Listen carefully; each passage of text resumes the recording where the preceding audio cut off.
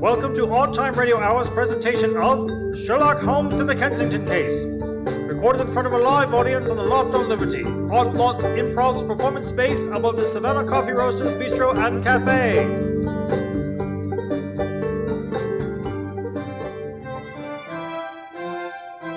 Having been some decades since I was asked to write the details of Sherlock Holmes' death at Rackenbach Falls at the hands of his arch-nemesis Professor Moriarty, I felt a pang of remorse that I would now have to break my promise to my longtime friend and associate. It was his wish that he live out the remainder of his life in anonymity tending to bees in the countryside, and I promised never to disturb him with a case. But I felt certain that he would want to make an exception for this most curious case. I fear it had been far too long since last I visited Sherlock. The years have taken their toll upon him, far worse than they have treated me. Perhaps isolation wasn't the best choice for my dear friend. John, how the devil are you? Quite well, Holmes. And the missus? She's fine. Is she? I take it from the crease in your trousers and sleeves that you're doing your own ironing. Surely Mary hasn't taken to putting so much force onto the iron? Well observed, Holmes. Mary is not as strong as she once was. My deepest condolences, John. Now, what case is it that brings you all the way out here? Holmes, how could you... I suppose I shouldn't be alarmed. No, John, you should have surely anticipated that I would know the reason for your impromptu visit. And you should know full well that my answer is no. I'll not be taking any new cases. Well, that is why I'm here. It's not exactly a new case. No? No, in fact, it's the only case in your career that you failed to solve. I beg your pardon? The Kensington case. Oh, that. Admittedly, that was one of the more frustrating cases, but it was hardly unsolved, John. The children reappeared on their own. Quite right. The 3 darling children disappeared without a trace, and then 7 months later returned as inexplicably as when they disappeared, with 6 more children. Precisely. Solved. With a bonus. I know you, Holmes. It irritated you to no end that there was no explanation. Oh, but there was, Watson. You remember. Flying boys, pirates, Never Never Land? I mean a proper explanation, Holmes. One can hardly expect the minds of children to retain any information of substance after a considerable trauma. I let it go, John. I suggest you do the same. But it's happened again. And worse. There was a murder. What do you mean it's happened again? At the very same house, a child, Jane Henley, was abducted in the night. And the murder? Her father, Edward Henley, found dead in the girl's room. Coincidence? It defies reason, Holmes. The mother is Wendy Darling. Wendy Darling? Well, her married name is Henley. She lives in that house after all these years? Yes, and now tragedy and mystery have befallen her. So you were right, Watson. This case was never solved. And now a man is dead for it. I thought you would want to know about it. Thank you, Watson. I could hardly turn my back now. Come, John, the game's afoot. With these words, our adventure began. I can't help but feel a certain exhilaration at the knowledge that I was once again on a case with the illustrious Sherlock Holmes. But I couldn't know the dangers that lay ahead, nor that this mystery would cut to the very core of Sherlock and undo him entirely. Our first stop was the house in Kensington Gardens. When we arrived, we were met by the constables of Scotland Yard under the command of a familiar face. Hey there, Alt. Is it possible? Inspector Lestrade? Junior. Amazing. You are the spitting image of your father. Yeah, so I've heard. Nearly every day of my adult life. And who are you supposed to be? Sherlock Holmes? Yes? Yes, what? I am Sherlock Holmes. You want to pull my other leg? Sherlock Holmes is dead. I assure you I am Sherlock Holmes. Death was more of a retirement of sorts. And this is my associate, Dr. John Watson. Yeah, I've heard all about you two. I don't doubt it. My father said you were a fraud, some kind of parlor trick meant to entertain the masses. You two are all smoke and mirrors, and when he did all the hard work, you took all the credit. What? Preposterous! Your father couldn't detect rain in a thunderstorm. Oh, really? Is that why he retired the highest-ranking official of Scotland Yard? His entire career was built on the arrests he made based on Holmes's investigations. Nonsense. I've read your trike dribble. Sherlock Holmes, capable of deducing the entirety of a person's life by casual observation. If that were true, what would you say to deduce about me, Mr. Holmes? Tell me my story. Sherlock straightened up.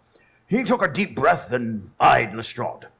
I'd seen Holmes extrapolate the most complex details of a person's life from a single thread on the sleeve. I admit I was giddy at the opportunity to see Holmes at work again.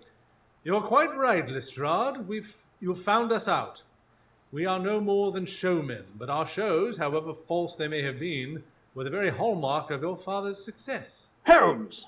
No, Watson, Inspector Lestrade is absolutely right about us in every regard but one. Really? What regard is that? That we serve no other purpose than entertaining the masses. What do you mean? I would guess that your father was too humble to admit the true genius of his plan.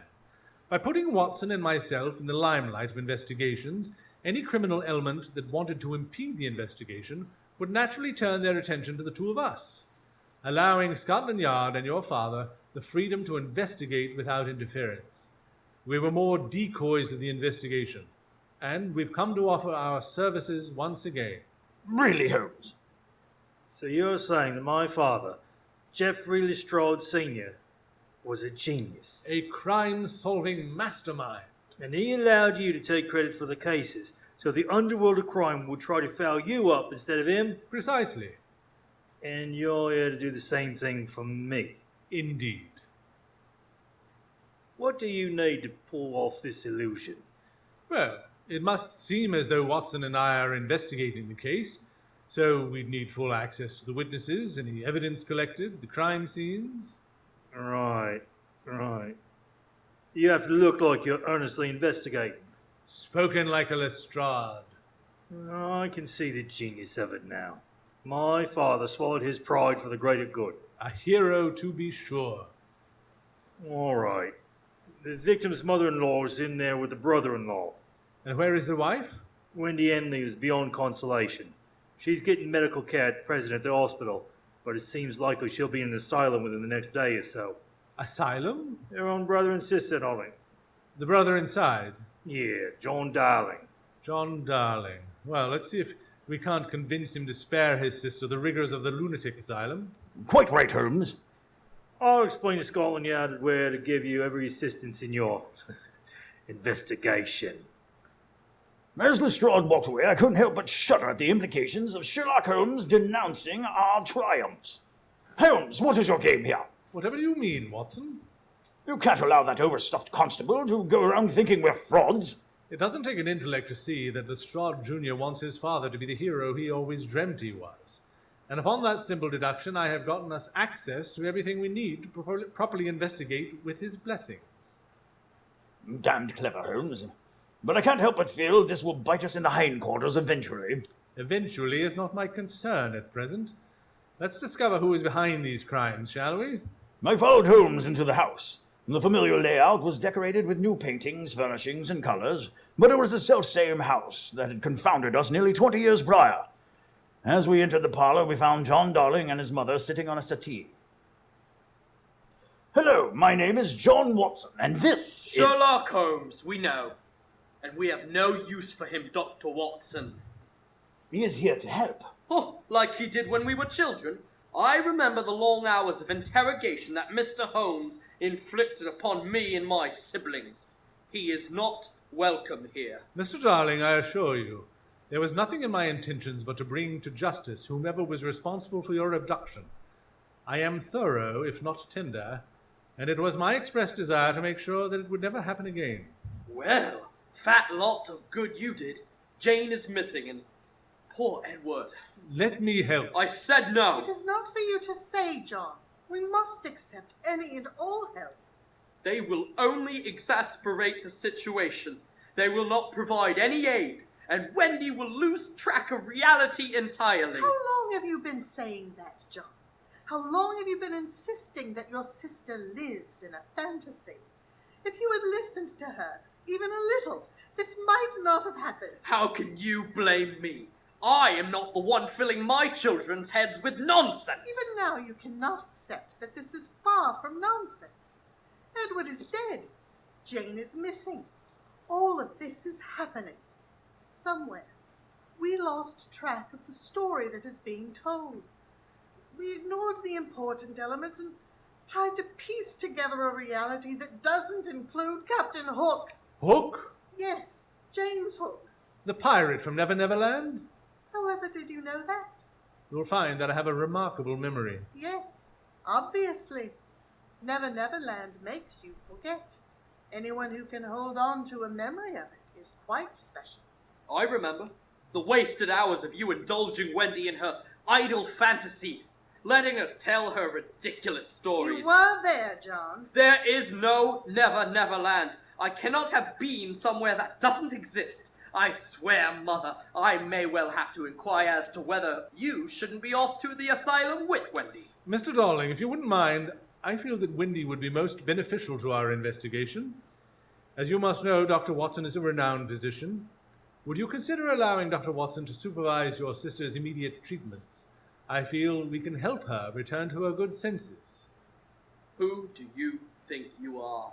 Barging into this house of grief and suggesting some preposterous and immoral arrangement for a woman whose pain has outlasted her sanity. I assure you, Mr. Darling, I am every bit as qualified as any physician who would attend her in Bethlehem Royal Hospital. In fact, I would dare say more so. What?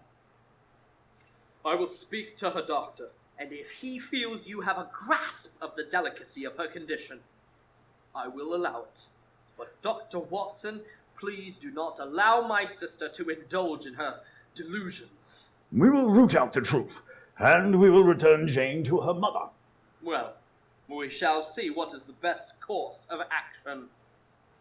As I watched John Darling leave in a huff, I couldn't help but feel his deep resentment at Holmes. How little I had thought of the lives of the Darling children and their adopted brothers the years since their return. Mrs. Darling? Please forgive my John. He is good at heart, swift with temper, but good at heart. Mrs. Darling, if it's all right with you, I would very much like to see the scene of the crime. Yes, of course. Mrs. Darling rose like smoke from a dying fire. Her sorrow carried her softly through the house, up the long staircase, and finally to the door of her granddaughter's room. There she clung to the threshold as if anchored to the spot. I do not think I could bear to enter. Completely understandable. I will only be a moment. Holmes and I entered the room. Sherlock began his meticulous investigation of every item in the room. He stroked the carpet, examined the toys, and knelt beside the blood stain by the window seat. Suddenly he shot up and examined a blood stain on the wall. What do you make of this, Watson? I went to see what Holmes was on about. It was a smattering of blood on the wall, but upon closer inspection it hid a hole. Is it a bullet hole? No, not hardly. It appears to have been made by a blade of some sort. I would hazard to say a small sword, or perhaps even a rapier. A rapier? What devil is running around London with a rapier? A murderer, Watson. This blade must have pierced straight through Edward Henley and lodged into the wall here. Extraordinary. Gruesome, but extraordinary. Quite. But my question is, if Edward presumably came into this room and caught the kidnapper attempting to abscond with Jane, why was he at the window?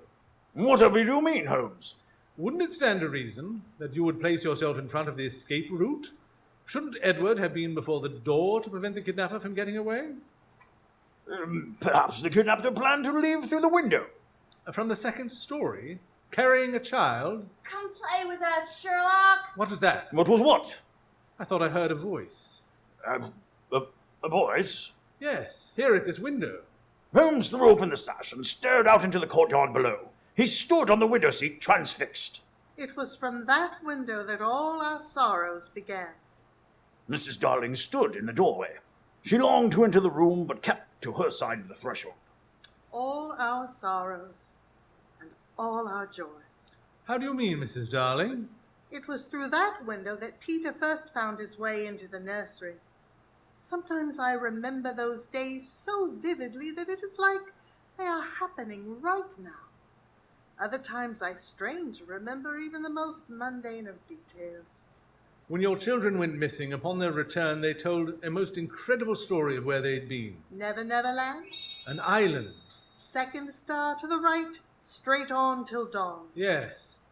And Wendy claimed that a boy, this Peter, took them to this island. Yes, And there were other children there? Oh, yes, Tootle, Slightly, the twins. Your adopted son. Yes.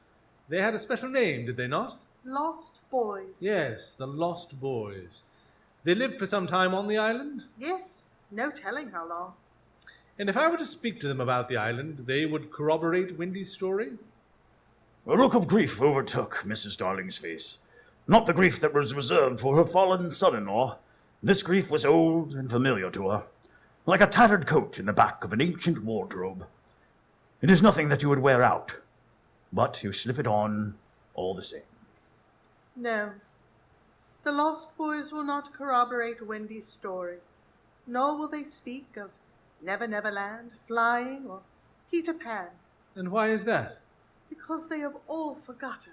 Forgotten such extraordinary events. Childhood is for doing, for running, playing, flying. That's what Never Never Land is for, the act of being a child. Memories are for adulthood. The more you hold on to in memory, the less you hold on to of Never Never Land. You seem to remember quite a bit. I wonder if it isn't a curse of the women of my family. What curse would that be? The burden of remembering what others forget, clinging to candlelit memories that are blown out in the minds of all others. When Wendy was young, younger than when she was taken, she would often cry out in her sleep. Call out, actually. Call out to whom? Why, to Peter. I had no idea who he was at the time. A name she seemed to pluck out of thin air. When I asked her who he was, she merely scrunched her face and said, "He's Peter Pan, Mother. You know." At first I did not know, but after thinking back into my childhood, I remembered a Peter Pan who was said to live with the fairies. They were odd stories about him, as that children died and he went part of the way with them, so that they should not be frightened. I had believed in him at the time, but belief becomes transparent over long years. This Peter Pan, surely you understand that he is some sort of coping mechanism. Whatever do you mean? When a stress weighs heavily on the mind can react by creating an outlet, a place for the stress to go. Isn't that right, Watson? Oh, quite right, Holmes. In fact, it is believed in modern medical science that the mind can fracture under undue stress and retreat fully into an environment conjured by the imagination. It is a defense against overwhelming pain. You sound like my son John. He is always on about hiding in fantasies. You know, he has 3 children, and he never once read them a bedtime story. He thinks they are frivolous. I worry for them. What is a childhood without stories? You were told stories, weren't you, Mr. Holmes? I couldn't say. My memories, while formidable, began late in childhood. I have little to no recollection of anything before my teenage years.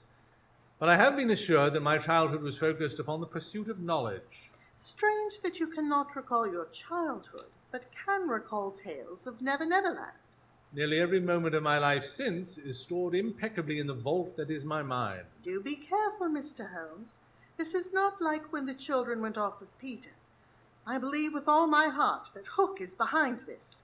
I can certainly see where we are meant to believe he is. Tell me, who all would know the story of Peter Pan, Neverland, and Hook? I suppose there's reason to believe that any of the Lost Boys or Michael could remember, but it seems unlikely. Michael, your youngest? Yes, he works at the rail yards. He is an engineer. Thank you, Mrs. Darling. I will do everything in my power to restore your granddaughter to you. Thank you. We passed Mrs. Darling on her way out of the house. I could sense her spirit was fading with every second. The fog of despair was thick in that house. Walking out into the brisk air was a relief. Lestrade waved us over. I think your plan is already working. My men found a young woman snooping about the house. She immediately asked if you were here. I figured she's spying for the culprit. She asked for me by name? She did. Where is she? At the yard. We're holding her for questioning. She was found on the grounds? Was she by chance in the courtyard? Never near it. We got her on the front steps. Good work, Lestrade. Thank you, sir. It was unnerving to see how eagerly Lestrade wanted approval. But with the suspect in the yard, he was proving more resourceful than I was ready to give him credit for. There was a short carriage ride to the yard. We were escorted into a small room where the curious woman sat. She seemed to be a child, but at the same time, she seemed to be older than either Holmes or myself. She's obviously one of the poor unfortunates without a home. Her clothes are in tatters, held together with sticks and leaves. You were asking for me? Sherlock? Is that you? It is. What happened? I beg your pardon? Look at you. What happened? You're all saggy and crinkly. It comes with age. Why would anyone age? There's not much choice in the matter. Do you have a name? I do. And it's a good one. May I know it? You should. What is it? What is what? Your name. You should know it. But I don't. Really? Really? Huh. Okay, well, I don't know if I should tell you. Well, what should I call you? You can call me Bell. Miss Bell. Oh wait, no, Mrs. Bell. Mrs. Bell? Yes. Is there a Mr. Bell? Ew! Gross! Ew! Fine. Why were you at the house in Kensington Park? That place? I'm always there. Always? Yeah. Sometimes I'm chasing shadows. Sometimes I'm scouting out stories. One time, I think a dog chased me around. So, were you there when the child was taken? Which child? The most recent child. I'm not good with time. The one with the thimble? She was always such a headache. Thimble? Look, I have been looking for you since I don't know when. Why? 'Cause we were worried, silly. Worried? Yes. Worried why? Isn't it obvious? Do you know who murdered Edward Henley and abducted Jane Henley? Oh, if it's murder, it must be Hook. You've heard of Hook? Who hasn't heard of Hook? Scourge of the Seven Seas, the only man old Barbecue feared, the Napoleon of crime? What was that? All right. Enough of this facade. A proper interrogation is required. Yes, we were just getting to it. Hardly. You made your appearance, and now it's time to make your disappearance. Lestrade shuffled us out of the room, and we had only made it a few steps down the hall when he called after us. What's the meaning of this? The meaning of what? Where is she? Who? The girl. Where did she go? She was in the room. I know that. I saw her myself. Sat her down to question her. Looked at my files for a scant second, and she bloody disappeared. How could she manage such a thing? That's what I want to know. I'm afraid that I am only a pretend super detective. I leave such matters to you, Inspector. Carry on. I almost think you're enjoying this. There is a certain relief to not being thought of as the smartest man in the room. Only just figuring that out now? I've known for decades.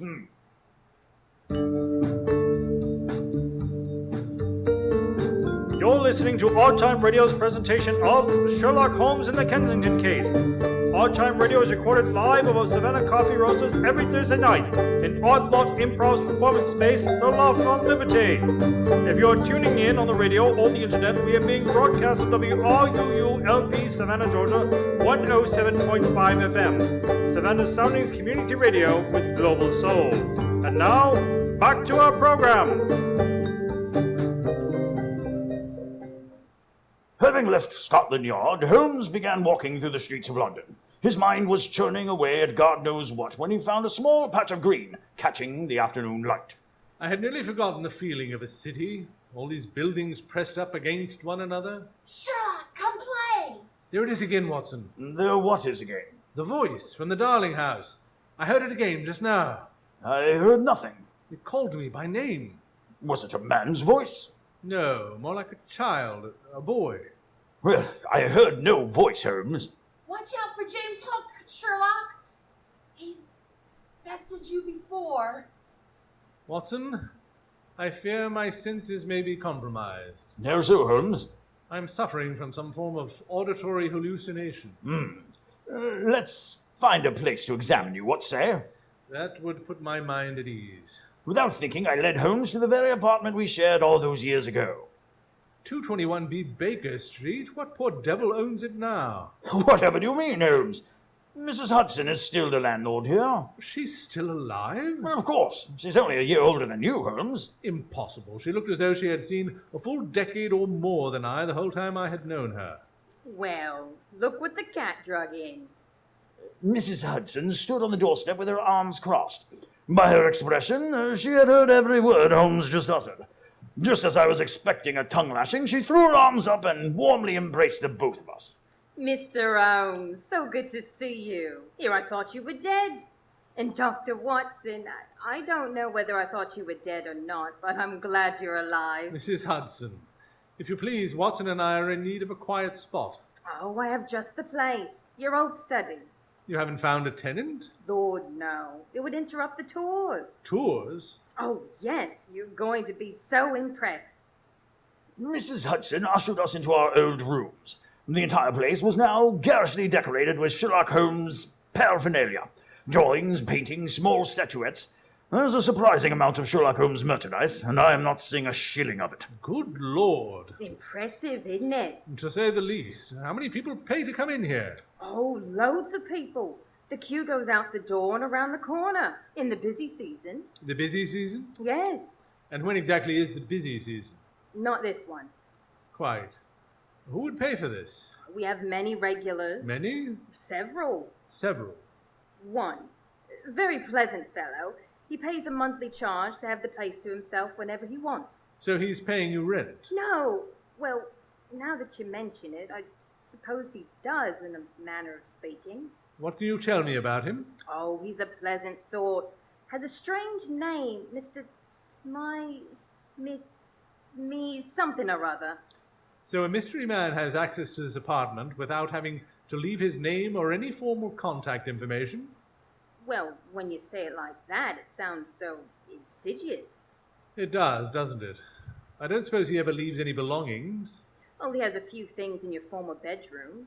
I let him use the room because no one wants to see where Sherlock sleeps. I'm not sure if I'm insulted or relieved. If you would like to poke around his belongings, I could make myself scarce. Perhaps you'd like a spot of tea. And that would be most delightful, Mrs. Hudson. Mrs. Hudson hurried off with a girlish giggle as Holmes made straight for the mysterious patron of the Sherlock Museum's room. The room was all but bare. Aside from the small bed, only a small steamer trunk sat in the corner. Holmes deftly picked the lock and opened it. It would seem the benefactor is a sailor. Oh, why do you say that? This trunk has the stench of decades, centuries even, of sea salt. Perhaps he inherited it. Indeed, but if you look at the floor, you can see where seawater has dried each place he had set it down over the past decade. Astounding. Tell me, Watson, have you ever seen a weapon like this? Weapon, Holmes? It looks like a giant's corkscrew. That is exactly what it is. But notice the spots of blood, and these chips of metal that indicate sword play. What are you saying, Holmes? Look in this trunk. There's gold coins, relics of Caribbean islands, nautical paraphernalia. I'm saying this is the weapon carried by a brigand, a privateer, or more accurately, a pirate. It defies all logic, Holmes. Does it? We are dealing with a case wherein the victims believe that a pirate is the chief and sole suspect in a murder and abduction. Our path leads us directly to a suspicious character with a trunk that could outfit a Gilbert and Sullivan production. Everything is so wildly convenient as to suggest that we are standing in a trap. Set by whom? There's only one person I have encountered in all my years that exhibits such cruelty and ingenuity, but I shudder to think who is out there attempting to carry out his dire work. Holmes, surely you don't think Professor Moriarty groomed a predecessor? If he did, then the man we are looking for would be a genius of untold proportions. His wit would be sharper than a razor. His resources would be as vast as the ocean and as invisible as the air. Hello? As startled as we were by the sudden appearance of the man, we were even more startled to see a round, kindly-looking fellow smiling at us. Here for the museum? The museum? The Sherlock Museum. It's really something, isn't it? Yes, fascinating. Rummaging through my trunk, are you? We thought it belonged to Sherlock Holmes. Oh, goodness, no. If there's anyone that owns that trunk, it's Smee. Ah, apologies. Oh, not at all. I can't hardly expect to leave such a tantalizing box of whatnots lying about without there being a few looky-looks. So, forgive me. Who are you again? Oh, right. Now, what was I told to do in the instance when someone asked my name? Lie! That's what I'm supposed to do. You're going to lie to us about who you are? Well, I better, else you-know-who will be furious. Yes, of course. Wouldn't want you-know-who to get upset. Oh, certainly not. He'd sooner kill you than look at you. Oh, very well, let's have it. Have what? Your lie. You were tasked with lying about your identity. I would very much like to hear that lie. Oh, now? Do you need a moment? If it weren't too much problem, a few seconds, really. Take your time. The clownish fellow paced in a small circle around trying to orchestrate his story. He shook his head and muttered to himself. Finally, he turned and smiled and took his hat off. Hello, my name is Mr. Smee. No, that's not it. No, it's not Smee. It's nothing like Smee. Oh, what was the name he gave me to tell? It was something. It was John Smith. John Smith. From out of the shadows of the dimly lit hallway, the terrifying figure of Professor James Moriarty slipped into the room. His wide-brimmed hat hid his face, but his voice and sinister appearance were all but burned in my mind. Moriarty, I sense the traces of your diabolical machinations since I began this case. Really, Mr. Holmes? I had forgotten how quickly you get caught in the gears of my plans. You are far too old to be playing this game, Sherlock. Go back to tending your bees. As if you hadn't designed this whole scenario to lure me into your sick game. Mr. Holmes, I have no designs on capturing you. I have long since defeated you. Your own biographer states that you died at my hands. Where have you been all of these long years, What afterlife suffices for one of the most brilliant minds in the world?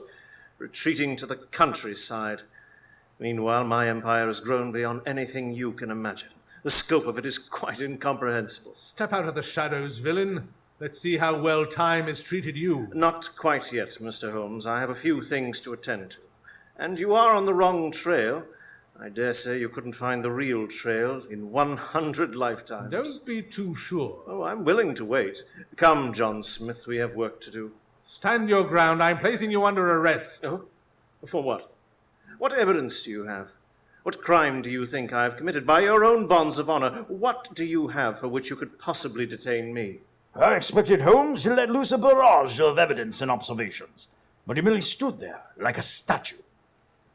Go. But know that we are unraveling this wicked tapestry you have woven around the Darling family. You are out of your depth, Sherlock. Bad form. Nice meeting you. Smith, how many times have I told you not to be friendly to the enemies? Sorry, of course. Sorry. I was completely astonished to watch Moriarty and his less than sinister associate leave without so much as a gesture from Holmes. Is it possible for one's mind to betray them, Watson? All too possible, Holmes. We came here for a reason. You wish to discuss something. All my life I have depended entirely upon what can be proven, what logic allows. I have never had time for frivolity or whimsy. Very commendable, Holmes. Is it? I have a recurring dream, Watson. Yes? I dream I can fly, soaring above the clouds. I dream of a sunlit island with mermaids and adventure, and I dream of this incredible boy. Come on, Sherlock! He's always calling me to go with him, Let's have an adventure! and every fiber of my being wants to go. What keeps you? What? It is a dream we're talking about, what? Oh, yes, I don't know what keeps me. A sense that I am incapable of going, a sense that I shouldn't. Hang those feelings, Holmes. It's a dream. Explore. Fly. What if I were to tell you that I've heard this boy call out to me while I was awake? Troubling. I should say so. It seems so real, but it cannot be real. I am no authority on what is and isn't real, but I can say that it sounds very unlikely that it is real. I will need to lean on you, dear friend.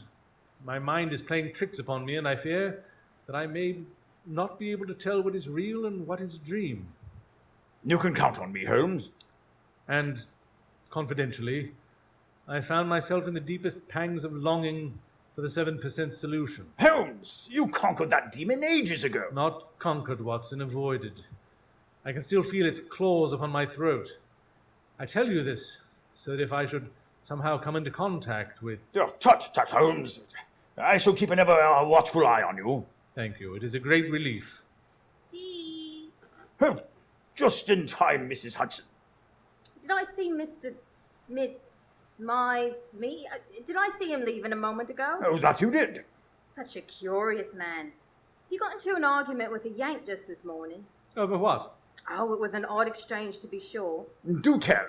Well, the Yank is a steamboat captain that's anchored in the harbour, and he claims to have seen Mr. Smith, or whatever his name is, a few nights before. Where? I think that's what made it such an interesting exchange. The Yank claimed that Mr. Whatever was aboard another ship that scraped against the Yank steamboat. Mr. Smee was on another ship? As near as I can tell, the Yank says it was some kind of, wait till you hear this, a pirate ship. Can you imagine? Only just. What do you make of that, Holmes? A pirate ship in the harbour. No doubt the night of the crimes. Mrs. Hudson, where might I be able to find this steamboat captain? Oh, I would imagine at the public house around the corner. That's where I've seen him the last few nights. You frequent the public house? A girl can get thirsty too, Mr. Holmes. Well, I don't know about you, Holmes, but a pint wouldn't put me out of sorts. I quite agree. The sun was setting behind the hazy smokestacks of London. We began to walk towards the public house to find the mysterious sailor. The streets have been swarming with beggars of late. One approached us in earnest. Could you help the poor soul down on her luck? Mrs. Bell, what a surprise. Sherlock, what are the chances I would run into you? Right outside your home, no less. I can't help but think the chances are quite good. I do have an extraordinary amount of luck. Is that why you're begging in the street? You'd be amazed at the things I've gotten by begging. One man gave me this. She held up a tattered piece of paper. This is a receipt for a laundry woman. Wow, and he just gave it to me. Have you spent any time in an asylum, child? Like the one they're sending Wendy to? What do you know about that? John was always so serious, always so eager to grow up. It's a shame, really. Are you saying they are transferring Wendy to Bedlam tonight? First thing in the morning, John didn't even ask the doctors about Watson here. How do you know about that? About what? About our conversation with Mr. Darling about letting Dr. Watson take care of Wendy. That's a great idea. You should do that. No, you said that Mr. Darling hadn't talked to the doctors about Watson. He didn't. And I'm asking you, how did you know that we weren't expecting him to? To what? Talk to the doctors. About what? Dr. Watson taking care of Wendy. Oh, you want to know how I know what I know? Yes. I don't know. Truly one of the most pointless conversations of my life. Hardly. You used to talk about nothing better than anyone I've ever seen. When? When you were a boy. How would you know what I was like as a boy? Do you really not recognize me? Holmes strained his eyes over every millimeter of her face. He calculated every angle, every freckle, and then, with a sigh that could fill a sail... I have never seen you before today. I know it in my bones. Well, not like this. I was much smaller in those days. A child? Certainly not.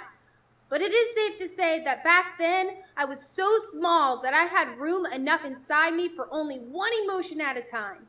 If it was love, it was all love. If it was anger, it was anger. But now look at me. I am big enough to be a calamity of emotions. I spent a whole day being sad, happy, mad, scared. It was exhausting. John, is this really happening? I'm afraid so. This poor young woman has quite simply lost her mind. Not true. I never had it to begin with. Oh, but I have a message for you, Sherlock. Yes? Save Wendy. Who is this message from? From me, silly. The voice rang out as clear as a bell on Christmas night. A young boy's voice. The hairs on the back of my neck stood on end, because the voice in question was directly above my head. I feared to look, but then I feared more not to look. As I slowly craned my head towards the source of the voice, I saw feet dangling above my head. It was all I could do not to shout. I stepped out from under the boy so I could see him whole. His attire was a bright green that brought to mind the stories of Robin Hood from my youth. As I looked closer, I saw his clothes were entirely made of green leaves stitched together, some tunic of some sort. At his side was a small sword or large dagger, and his eye had a glint of all the summer days of my youth. Watson, I'm having an episode. If it involves a floating boy, I am having the selfsame episode. As my physician, what would you suggest the next course of action be? That pint still sounds very good. Agreed. What are you two on about? Did you not hear my message? I told them. I heard you. Save Wendy? That's the message. Are you Peter Pan? Are you Sherlock? Moriarty.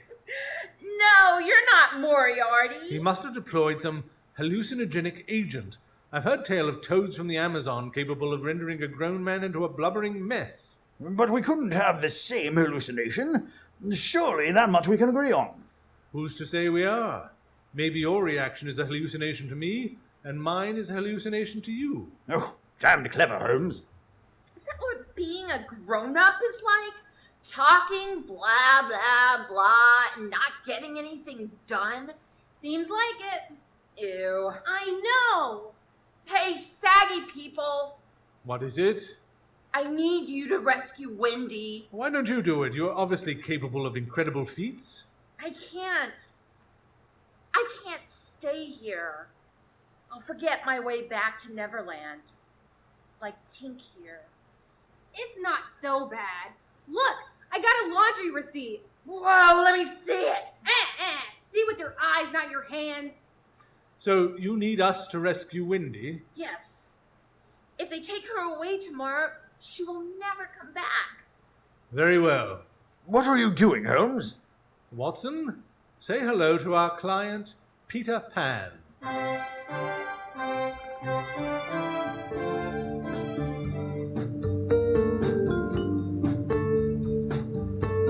Thank you for listening to Odd Time Radio Hour's presentation of Sherlock Holmes and the Kensington Case. Tune in next week for episode 2. Tonight's performers have been Chris Soucy as John Watson, Mark Rand as Sherlock Holmes, David Harland Rousseau as Lestrade, Travis Spangenburg as John Darling, Lynita Spivey as Mrs. Darling, Harmony Kelly as Tinkerbell, Marjorie Ward as Mrs. Hudson, Trick Kelly as Mr. Smee, Patrick Saxon as James Moriarty, and Jin Hee Soucy Rand as Peter Pan.